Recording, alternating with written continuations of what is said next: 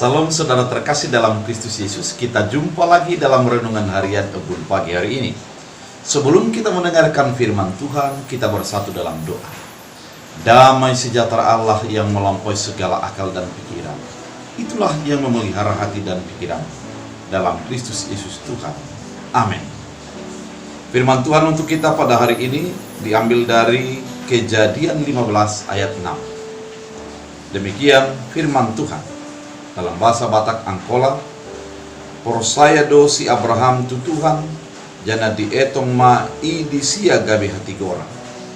Dalam bahasa Indonesia, "Lalu percayalah Abraham kepada Tuhan, maka Tuhan memperhitungkan hal itu kepadanya sebagai kebenaran."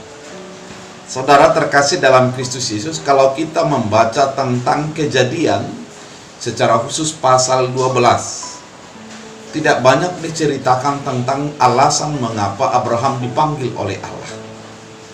Kemudian, kalau secara silsilah hanya sedikit yang diterangkan pada pasal 11. Namun, Allah menetapkan Abram untuk menjadi yang dipilih oleh Allah, menjadi dikhususkan oleh Allah sesuai dengan rencana Tuhan.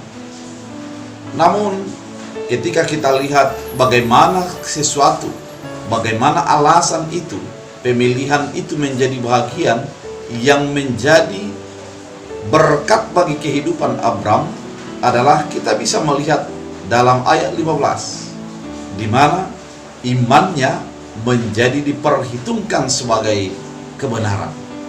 Iman diperhitungkan sebagai kebenaran. Maka Tuhan memperhitungkan kepercayaannya itu sebagai kebenaran. Bagaimana kepercayaan yang dimiliki oleh Abraham? Saudara, kalau kita melihat bagaimana di dalam pasal 12 ayat 1 dan sampai selanjutnya, kita melihat Abraham sebenarnya di dalam sebuah posisi yang nyaman. Dia hidup bersama dengan keluarga, dia hidup dengan aktivitas biasanya. Namun Allah memanggil dia kepada negeri yang akan ditunjukkan Allah kepadanya. Hal ini merupakan sesuatu yang mudah bagi ketika kita membaca. Namun ketika kita mengalaminya, bagaimana kita meresponnya? Yaitu ketika Allah memanggil kita dari posisi nyaman kita, dari aktivitas sebelumnya kita, dan berbagai kegiatan-kegiatan yang menyangkut dengan masyarakat, sosial dan ekonomi kita, dipanggil kepada sebuah tempat yang belum kita tahu di mana tempat itu. Yang pasti tidak banyak orang yang mau untuk melakukannya. Namun oleh karena Abram percaya kepada panggilan Allah, maka dia melakukan. Itulah kepercayaan yang menjadi menyelamatkan. Kemudian ketika Abram dalam posisi tidak memiliki keturunan dan dia dipanggil oleh Allah berumur 75 tahun.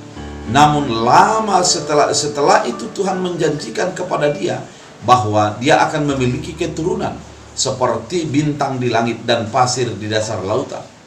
Namun lama dari janji itu, pada tahun berumur 100 tahun, Abram menerima berkat Tuhan melalui keturunan satu orang anak, yaitu Ishak. Saudara, ini merupakan sesuatu yang terus diimani dan dijalani. Abraham tidak memberontak bahwa dia hanya memiliki satu keturunan, namun dia percaya kepada Tuhan. Apa yang diberikan Tuhan itu pasti menjadi sesuatu kebaikan bagi kehidupannya. Dia percaya apa yang dijanjikan Tuhan tidak akan batal bagi kehidupannya. Itulah iman yang dimiliki oleh Abraham. Itulah kepercayaan yang dimilikinya. Berbagai proses kehidupan dia menjalaninya di dalam kepercayaan. Saudara, kepercayaan ini adalah bagaimana kita melakukan sesuatu yang dikehendaki oleh Allah tanpa kita lihat dan tanpa kita menjadi memahaminya dengan benar. Iman itu adalah bagaimana kita menggantungkan sepenuhnya kepada keinginan Allah dalam kehidupan kita.